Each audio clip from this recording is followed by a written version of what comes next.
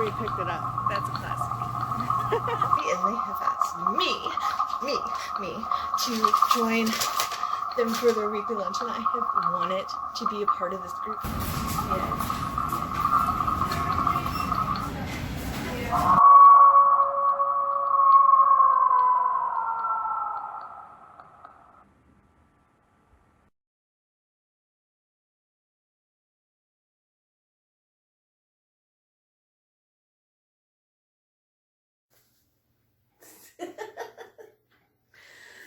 Hello, Miss Buggins. It is I was Blood the Ghoul next door, and The Huntress, Lumina Shade.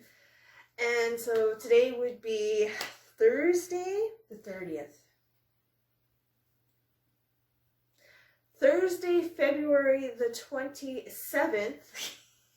We can start over. 2020. Where the hell did you get the 30th? Second last day of the month. But it's February. Okay. So this would be episode 6 of Star Trek Picard. Alrighty, so do you want to start off, or? Well, the one thing I noticed is that it was longer, 10 minutes longer than the other episodes. Okay. And we had a discussion about that During the episode. Yes, that it was because they had to show more in that episode, like it had to be in that episode. Yeah, we're getting down to the last couple episodes of the season, so yes. I'm going to assume that all the episodes going forward are going to be longer. Yeah. We'll have to find out though. Okay, so I don't know if you remember back, I think it was episode 2 or episode 3, where I was all like hyped about the I was making comments about Three Musketeers, and it just started to bother me. I'm like sitting here going, the actor playing the pirate, yeah, okay, the captain. The actor playing the pilot. I've seen him before, and I couldn't figure it's been driving me nuts. I couldn't figure out where I've seen him before, and I looked him up while we were watching the show, and he's from the BBC version of the Three Musketeers that ran a couple of years ago, 2015 to 2017, something like that.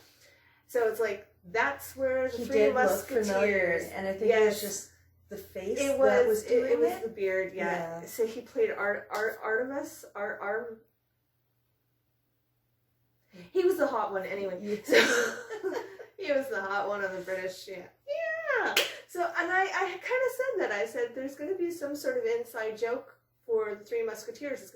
So that was the inside joke that the actor played. Yeah. So in this episode, a lot happened. It did. Yes. A lot happened. We start off with them kind of recapping the death of the guy from Maddox. Yes, from the old guy from the last episode. And then we go into a lot of it happened on the board on the Borg cube. This episode, Sanji trying to figure out who she was with being pushed. Yeah, the guy I keep calling Frankenstein. We know that's not his character's name, but I keep calling him Frankenstein. I can't remember. He's pretending to be Maddox. He's pretending to be like 3 different people because she made a comment that the character, whatever. Sanji. Thank you. Yes. She makes a comment about his name. She's like, well, Romulans have the public name, they have their private family name, and then they have their secret name that nobody knows. And she calls him by that Merrick or Narek or whatever. Yeah, Merrick. And he goes, that's not my name. Yes. And she's having these dreams, these nightmare flashbacks, and she doesn't understand why she's only getting so far in the dream. Like, she's waking up totally afraid. And he kind of walks her through this meditation and kind of pushes her to remember. But before that, he makes a comment to her about how every time she talks to her mother, she falls asleep. And it's exactly 70 seconds long, the call. And she's like, well, how do you know that? And he's like, because I'm bugging your room. And you know, you would run at that. Like, I think she, not all her intelligence circuits are going. she's a little too trusting. Yes. And so she phones her mother because she doesn't believe him, and she phones her mother, and she has to fight to stay awake, which she does not succeed at. And then the video phone call to her mother does the weird, creepy glitch thing, which you commented that it was creepy. And then after she wakes up, she does her scanning of all her belongings. It's all 37 months. Yes, she does a carbon dating of all of her everything, from photos to toys, her necklace, everything that she's ever touched, that she's ever known, and it all came up the same, 37 months. So then later on when she is going through the maze, and she kind of remembers, she's forced to remember, and she sees herself as a doll on a laboratory. A Pinocchio sort of Pinocchio, doll. I was going to say Frankenstein. There is a Frankenstein element because they do show the sky with the electricity and all that. Yes. And it's like there's this... I love Frankenstein. But it was a wooden doll with just her human face. Yeah, so Pinocchio really does, and then with the other half with the Picard situation, they kind of con their way into getting credentials so that they can actually... Raffaella, or... the Michelle Hurd character, she makes this phone call to Starfleet, and she kind of maneuvers her way into getting what she wants, which is credentials. And it looks like she's back drinking and I Smoking guess her up and... vaporizer thing. I can't remember what exactly is in that. And I'm like, take that big hit on the bomb. So she's really slid back into her addiction. And I think that's because of her son. Yeah. And that's only touched on for like 10 seconds. She just kind of, in her drunken stupor, mentions her son. To our musketeer. So I think she's a little bit depressed. A little? Yeah, a little? She's a lot depressed. A little? So there wasn't a whole lot of the crew on the starship side of things. It was mostly the Borg. Yes, there's just like little bits.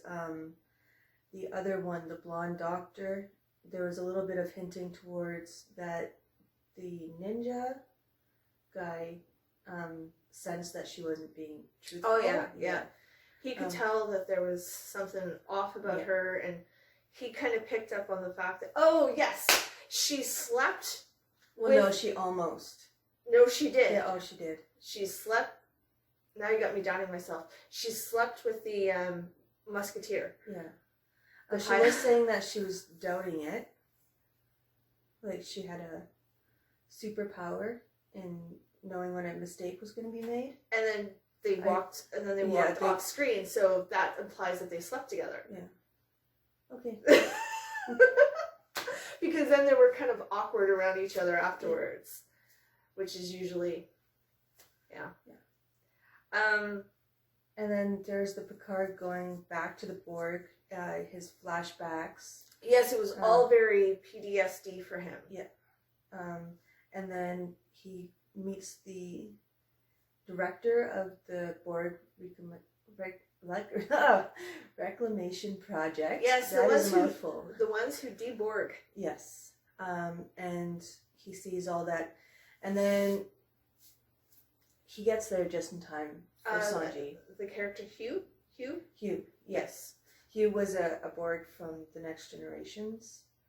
He played a main role in the Picard storyline for this episode. Yes. Helped him get out and everything. And yes, I realize I'm wearing the same shirt from last week. I just realized that. So then, after the girl is kind of triggered, and she before I'm getting ahead of myself. I'm all tied up in knots today. Blame it on that Mercury That's okay. retrograde. I can't talk and you can't think. Yeah, it's the Mercury retrograde going on right now. But Frankenstein. Yes, I know that's not his character, but that's who he played on another show. Yes. The Dr. Frankenstein there, he's playing with I guess actually in a way he kind of is, because then we don't know episode, who he is. No, yeah. But he's playing with this what at first looks like a Rubiks Cube, and his sister, who she kind of teases him for this, and she picks up this Rubiks Cube thing, which looks a lot like a Hellraiser puzzle box, and she kind of mocks him for it. And he takes offense to it. He does. He gets very, very, very emotional, very upset, and he kind of proves to her that he's smarter than she is. So this kind of comes into play later on. I couldn't really see the markings on it, but so he's playing with this Rubik's Cube thing, and later when he's in the temple with what's her handle? Sanji. Thank you. And he gets her to walk this maze and unlock the memories. Once he gets what he's looking for, he says his name, which I thought sounded very, very Klingon. Yes. And he leaves the toy, locks her in, tells her she's not human. Yeah, that she's not real. And then leaves. Sets off this radiation poison, but she doesn't die. No. She busts her way through the floor. She busts her way through the floor. Yeah. And then that's when Picard finds her. And the very end, the Picard and the ninja guy are kind of arguing, and the ninja guy stays behind to fight. But I think he's going to make it because they don't show him dying. Of course not. Yeah. Yeah. But then Picard and the girl, they go through some sort of time warp portal thingy, and that's kind of where it ended. So we don't know where they land. I guess we'll figure out next week where they land. And hopefully that they can go rescue these other synthetics, because they know where they are now. Yeah.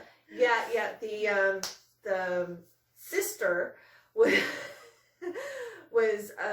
eavesdropping on the conversation that Frankenstein was having with what's her handle? Sanji. Thank you. Oh, my brain is. It is a different name though. My brain is more of a sieve today than normal. But she's listening in on their conversation, and as soon as the girl remembers there being electricity in the sky and two big red moon planet thingies, the sister's like, okay, I have a location, we don't need her anymore. And I really want to know the backstory between her and Frankenstein. Yeah, the brother-sister relationship. Well, that's they not do a brother. seem like it. Yeah. So I know I've said this in one past video, or maybe two past videos, whatever, where I think he's not even Romulan. I think he's been altered. I do not believe that they are blood brother and sister. I think like they're part of the same clan, maybe like a group, and they call themselves brother and sister. Or he's adopted. Or because they've really started to amp up the incestuous relationship between them. Yeah. Which, okay, that like as someone who as a writer, that works. I'm all for that kind of conflict and that kind of in a storyline. And I know a lot of people out there find that very gross and disgusting, but a sibling incestuous storyline, they make for some of the best storylines. They do. Especially, like, they don't seem blood related either, so it's, They seem to be coming from two very different points of view. He seems to have a different set of core values. And just when you think the sister has all the power, he flips just takes it. Yeah. Yeah, he just manages to manipulate her to filth, you know? Yeah. So they both have a hold on each other, which it's almost like I hate bringing up like military and stuff like that, but that's almost what it is. It's almost like I outrank you. Yeah, it kind of does. Yeah. Oh. So your thoughts? You know, for such a long episode, there wasn't a lot happening. Yeah. I think they just had to show more. And I was up for that. Like, oh yeah. Like that end piece had to be shown. And it gets us to pretty much the climax of the story that she was not the climax, but the middle, like the end of Act 2. Yeah. Where now they have to go and rescue the others. Yeah. And that seems like their only goal now is to figure out how many there are, where they are, and if they can get to them in time. Yeah. Yeah. So I'm excited to see where it goes, but then there's also the Picard and the Sanji have to have their exchange about Dodge, the other sister, and what's really happening to Sanji. Because she doesn't know, she only has some thoughts. Like she was just awakened, and there's no story for her. Like no, she's a tool. Yeah. She is literally a tool to get information that she's not even aware she needs to get. Yeah. And that's why Frankenstein keeps probing her and asking her questions and kind of leading her on. And now that he's got what he believes is the key piece of information, obviously we're going to learn more. Yeah, we are. Yeah. Yeah. Because they only have the electrical storms and the moons. It's alive! And it could be anywhere. They don't actually know the true location, but they're going to search for it. Yeah. Yeah. It's alive! I couldn't get... now that we've seen this episode and the fact that in these reviews I keep calling him Frankenstein, that whole kind of Bride of Frankenstein thing, it fits. It does. It really, really fits. But like you said too, Pinocchio. So I wonder how much of that is going to, like, if it's just kind of a little nod to Pinocchio, or if they're actually going to bring in kind of like Pinocchio elements. But she is part human, so maybe that was just her first step in becoming a synthetic. Like it was just her memories playing tricks on her. Couldn't remember what her father's face looked like. Yes. It was a big blur. I think, okay, fan theory here. I think that the memory she had was of the real little girl that she got the memory. I think it's a Blade Runner situation where they've pulled the memories of a real person and plopped them into the robots, the synthetics. Yeah. So I think what she was remembering in the dream and everything was the real life little girl who they modeled all the synthetics after. Yeah. I think I'm fan theory saying that it is a Blade Runner situation. Yeah. I had to agree. Yeah. Okay. Anything else? Yeah, no, that covers it. It was very short. Yeah. Like there's a lot of it was a long episode, but it was like you said, short, not long. It was more condensed and in segments of... Yeah. It was more her story today than anything else.